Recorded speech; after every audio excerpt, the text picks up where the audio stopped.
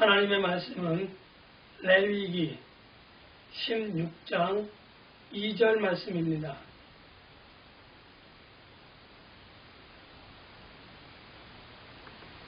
여호와께서 모세에게 이르시되 네 형 아론에게 이르라.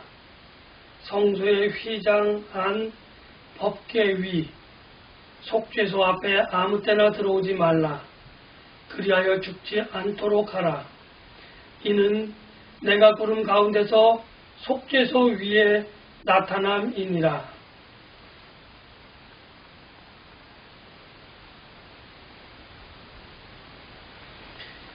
우리가 하나님의 말씀을 읽을 때에 이제 창세기부터 시작해서 출애굽기, 레위기, 민수기, 신명기 이러한 순서대로 성경을 읽게 되어집니다.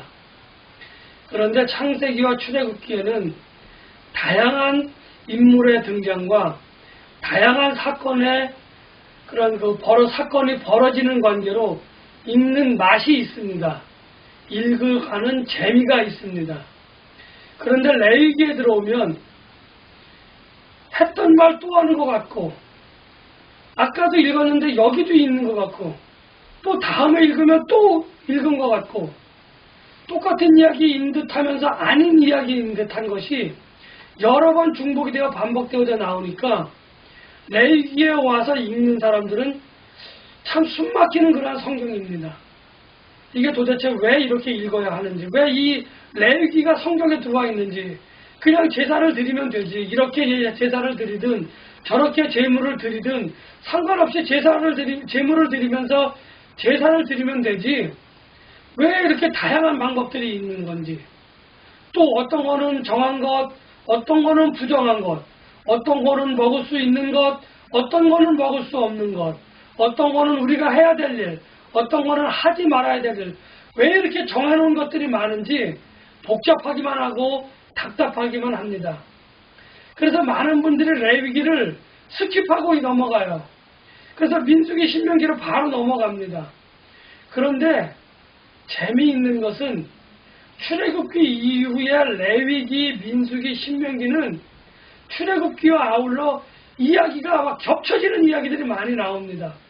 출애굽기에 있던 이야기가 민수기에도 나오고 신명기에도 나오고 막 이렇게 이야기가 뒤죽박죽 되어져 있어서 도대체 내가 어디를 읽고 있는지, 무엇을 읽고 있는지, 이 부분을 어떻게 이해해야 하는지 잘 알 수 없습니다. 헷갈리게 되어집니다. 그런데 이 레위기가 사실은 굉장히 중요한 성경이라는 거죠. 레위기가 없으면 우리가 하나님과의 관계에 있어서 우리의 허물과 죄 때문에 단절되어졌던 하나님과의 교제를 어떻게 다시 이어나가야 할지 그 방법을 우리가 알 수 없습니다.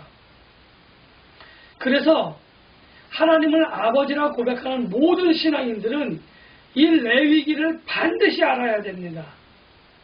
하나님께서 이스라엘 백성들이 이렇게 잘못했을 때는 이렇게 하면 내가 너희를 용서해 주겠다고 하는 은혜를 베풀어 놓으신 곳이 레위기입니다. 또 너희들끼리 싸움이 일어났을 때, 너희들끼리 분쟁이 일어나고 분란이 일어났을 때 그 문제들은 이렇게 해결해라. 또 너에게 문제가 일어났을 때에는 그것을 이렇게 해결해라 라고 기록해 놓으신 하나님의 말씀이 레위기라는 겁니다. 그래서 레위기를 우리가 스킵하고 싶지만 레위기를 스킵하면 우리는 하나님과의 관계에 있어서 과연 어떻게 해야만 우리가 하나님과 온전한 교제를, 순전한 교제를 가질 수 있는지 우리들은 알 수 없습니다. 우리들은 그것을 행할 수 없기 때문에 레위기서는 아주 중요한 하나님의 말씀이라고 말씀을 드립니다. 그리고 그 중에서도 오늘 레위기 16장은 레위기 전체를 통틀어서 가장 중요한 그러한 부분이 기록되어져 있는 부분입니다. 여기에 나오면은 이제 속죄일이라고 하는 날이 지정되어지고 그 속죄일에 속죄소에 들어가게 되어지는데 속죄소에 들어가기 위해서는 어떻게 해야 하는지, 그리고 속죄소에 들어갔다 나온 이후에는 무엇을 해야 하는지, 그러한 부분들을 저는 살펴보고자 합니다. 그런 하나님의 말씀을 따라서 저와 여러분들이 무엇을 어떻게 해야 하는지 함께 은혜를 나누고자 합니다. 하나님께서는 이스라엘 자손들이 무언가 잘못했을 때, 하나님과 이스라엘 자손들과의 관계에 있어서 잘못된 일이 발생했을 때, 또는 이스라엘 자손과 이스라엘 자손들의 관계에 있어서 무언가 부당한 일이 생겼을 때에 내가 하나님과의 관계에 있어서, 아니 혹여나 내가 원하든 원하지 아니하든지 간에 내가 부지불식 간에 무슨 허물과 죄가 발생했을 때에, 생겼을 때에 그것을 어떻게 처리할 것인가 하는 것에 관해서 레위기 전체를 통해서 쭉 이야기를 해 주셨습니다. 그런데 오늘 느닷없이 하나님께서는 모세를 통하여 아론에게 내가 이제 속죄일을 정하게 되어지는데, 내가 이 속죄일을 정한 이 날에는 너희들이 꼭 지켜서 행해야 되는데 이 날은 1년에 한 번밖에 없는 날이다, 이렇게 이야기를 해 주십니다. 이스라엘의 제사장들이 참 많이 있습니다. 그런데 이 제사장들이 지금 이 16장에서 두려움에 떨고 있어요. 왜냐하면 나답과 아비후가 하나님께서 말씀하신 그 불을 가지고 하나님께 제사를 드리기 위해서 분향을 해야 되는데, 다른 불을 가지고 분향단에 불을 피웠다가 하나님의 진노로 인하여 그 두 사람이 죽었습니다. 심지어 그 두 사람은 대제사장인 아론의 첫째와 둘째 아들이었다는 거죠. 제사장은 하나님의 일을 하는 사람이라 안전할 줄 알았는데, 평안할 줄 알았는데, 조그만 실수도 인정될 줄 알았는데, 하나님께서 그 사람들을 잘못에 진노하셔서 그들의 생명을 취하셨다는 거죠. 왜 그랬을까요? 그들이 불을 가져다가 분향한 것이 잘못됐을까요? 다른 불을 가져왔기 때문에 다 잘못일까요? 행동적으로는 그렇게 이야기할 수 있습니다. 그러나 마음의 중심을 보시는 하나님은 제사장들이 내가 제사장이니까 내 맘대로 해도 되겠지라고 하는 그런 생각을 하고 있는 나답과 아비후의 그 중심을 꿰뚫어 보셨다는 겁니다. 다시 말하면 하나님께서 지정하신 불, 하나님께서 하라고 하신 그 말씀을 위반하고 그 말씀을 어기고 자기들이 편한 대로, 자기들이 원하는 대로 아무거나 갖다 분향을 하였기 때문에 하나님의 말씀을 거역한 것, 그것을 하나님께서는 책망하시고 진노하셨다는 겁니다.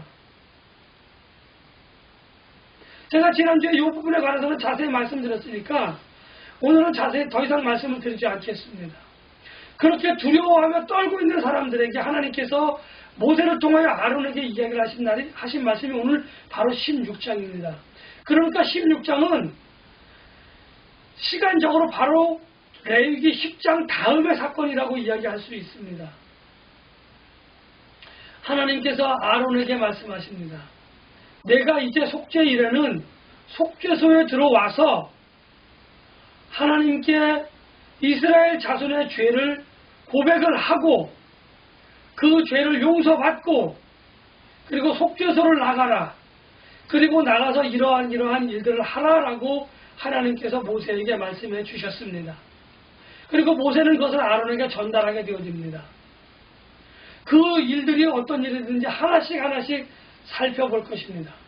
먼저 유대인의 문헌을 따르면 대제사장은 속죄일에 속죄소에 들어가기 일주일 전부터 그 속죄일을 준비하였다고 합니다. 성막 안에 또는 성전 안에 특별히 격리된 공간이 있어서 그곳에서 먹고 자면서 속죄일이 될 때까지 일주일 동안을 매일 아침 몸을 정결하게 씻고, 대제사장임에도 불구하고 에봇 옷이 아닌 세마포 옷을 입고, 그리고 옷을 입은 이후에 손과 발을 닦고, 그리고 자기의 하루 일과를 행한 다음에 그리고 들어가서 자게 되어집니다. 그리고 오늘 입었던 그 옷은 이제 두 번 다시 입지 않습니다. 그래서 그 다음 날이 되면 또 온몸을 깨끗이 씻고 손과 발을 씻고 업무를 보고 그렇게 일주일 동안 차근차근 준비를 합니다. 그리고 마지막 날 속죄일이 되기 전까지 계속 일주일 동안 차근차근 준비를 하면서 마지막 날 속죄일이 되어지면은 이제 준비를 하는 가운데에 먼저 자기의 허물과 죄를 하나님 앞에 고백을 해서 용서를 받습니다. 매일매일 고백을 해야 되겠죠. 어제도 하고 오늘도 하고 내일도 하고 속죄일이 될 때까지. 그러면 그것으로 끝나는 것이 아니라 그리고 난 이후에 자기 가족의 허물과 죄를 또 고하게 되어집니다. 그런 이후에 끝나는 것이 아니라 이스라엘 자손들의 모든 죄와 허물을 하나님 앞에 고백을 하게 되어지는 날이 바로 속죄일인 겁니다. 그런데 하나님께서 이스라엘 자손들에게 5가지 제사 방법을 통해서 하나님과의 교제의 관계가 단절되어졌을 때, 허물과 죄로 인해 단절되어졌을 때 그것을 연결할 수 있는 제사를 드리는 방법을 알려주셨고, 그 제사는 하나님과의 관계에 있어서 1:1 관계이기 때문에 날마다 드려지기도 하고 매 순간마다 드려지기도 해서 이스라엘 자손들은 죄가 지을 때마다 성막에 가서 죄 용서함을 받았는데 특별히 속죄일을 정하셨다고 하는 거죠.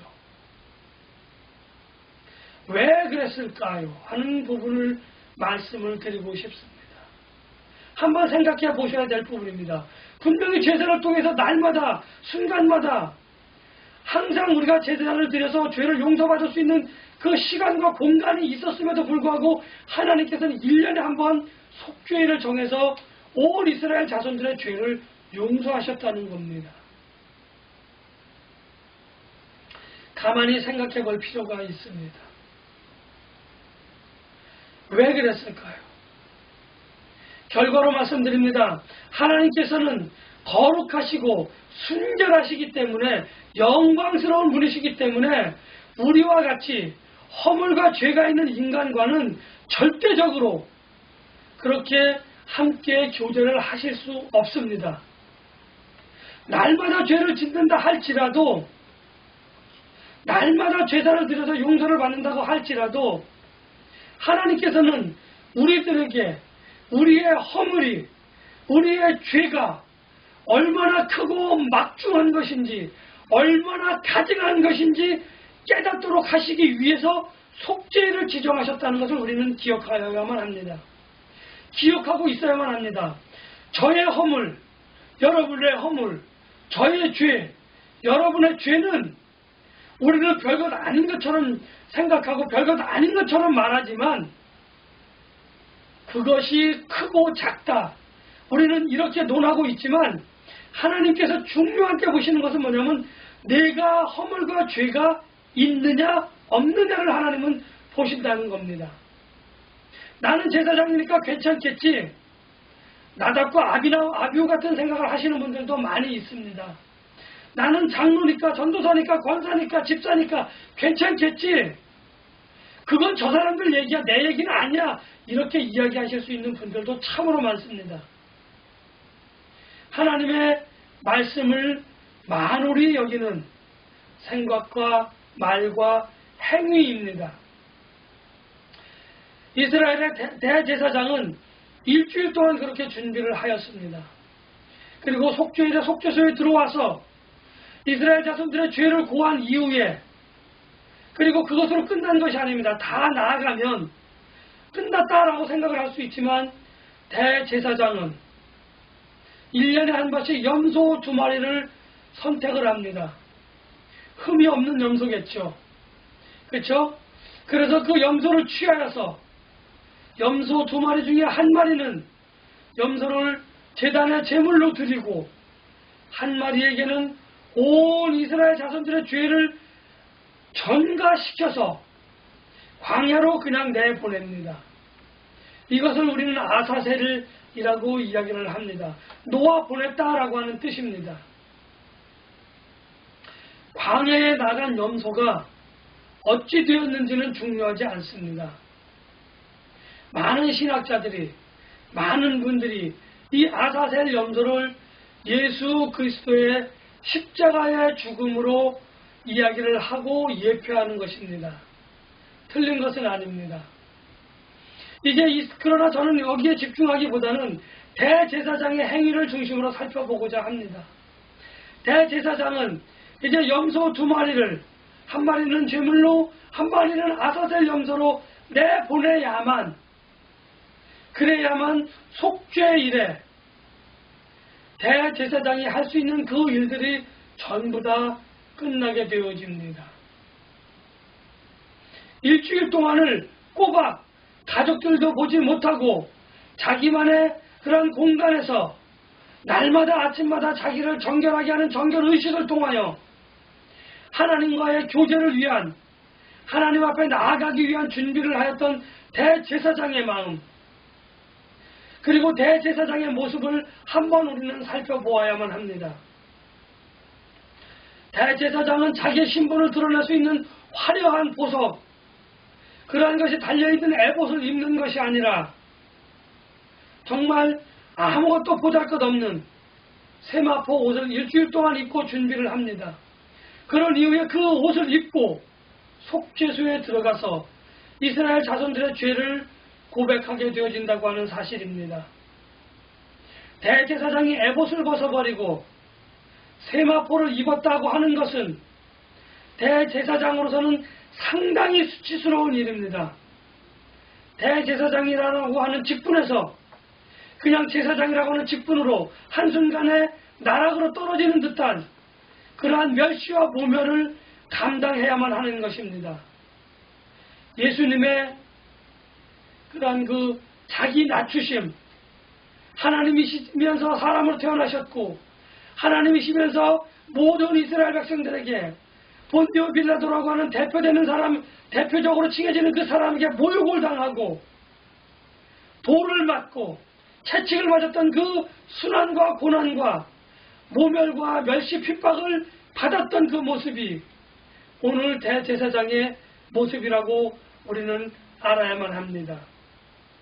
그렇게 준비를 하고 속죄일에 속죄소에 대제사장은 들어갑니다. 우리가 매 주일, 일주일에 한 번씩 하나님 앞에 나와 예배를 드리게 되어집니다. 저와 여러분들 한 주간에 드려지는 이 한 번의 예배를 위해서 얼마만큼 성심껏 준비하고 계십니까? 주일 아침까지 흥청망청 세워라 내워라 보내다가 아이고 오늘 주일이네, 아침에 일어나서 후다닥 밥 먹고 후다닥 씻고 예배 1시간 드리면 되지 라고 하는 마음으로 예배를 드리러 나오시는지요? 대제사장의 일주일의 시간과 준비하는 일주일의 시간과 내가 오늘 주일을 준비하는 그 시간이 똑같은 일주일의 시간을 보낼 수는 없습니다. 그러나 최소한 우리가 하나님을 경외하고 하나님의 거룩한 성품에 동참하여 참여하여 하나님과 함께 교제를 나누시기를 원한다고 한다면 좀 더 여유가 있으신 분들은 토요일 하루를, 그보다 못하다고 한다면 토요일 오후를, 또 그렇지 못한 상황에 있는 분이라고 한다면 토요일 저녁 시간부터 마음을 정결하게 하고 내 몸을 정결하게 하고 말하는 것과 생각하는 것과 행동하는 것을 정결하게 하고 순결하게 하여서 거룩한 주일을 준비하고 있다가 주일 아침 일어나 예배를 드리기 위하여 기쁘고 즐거운 마음으로 성전을 향한다고 한다면, 예배를 드리는 발걸음으로 온다고 한다면, 특별히 주일 아침에 말하는 것 하나 조심하고 행동하는 것 하나 조심하여서 가족들끼리 혹은 이웃들끼리 성도들 간에 상처 주는 말과 생각과 행동을 자제하는 마음을 가지고 나와서 하나님 앞에 나의 허물과 죄를 고백하고 용서받아 하나님이 주시는 복을 누리시는 저와 여러분, 우리 모두가 되시기를 예수님의 이름으로 간절히 축복하며 기원합니다.